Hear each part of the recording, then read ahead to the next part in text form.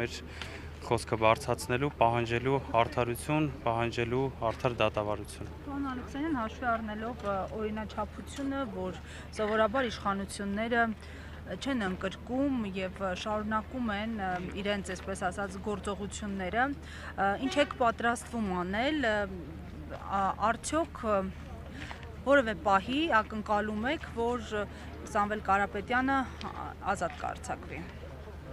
Ակնկալիքները միշտ էլ կան, որովհետև մենք միշտ հույս ունենք, որ վերջո դատական համակարգը կսթափվի եւ կծառայի